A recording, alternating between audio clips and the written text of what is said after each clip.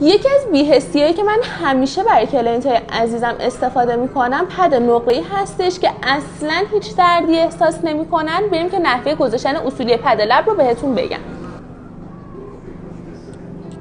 داخل این بی‌حسی‌ها 2 تا پد لب هستش که من از یکیش برای اول کار استفاده می‌کنم، از یکی دیگهش هم برای وسط کار، ولی معمولا من از اون دومیه دیگه خیلی استفاده نمی‌کنم. اما کسایی که کارشون طول میکشه، یه رنگ پذیری پایینی دارن، میتونن با خیال جمع اینو تهیه بکنن، چون داخلش 2 تا بی‌حسیه.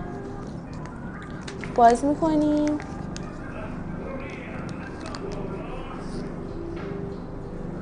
یکیشو در آوردیم. بچه می‌بینین داخلش 2 تاه. یکی دیگه‌ش رو میذاریم داخل و به این شکل میذاریم روی لب کلاینت عزیزمون.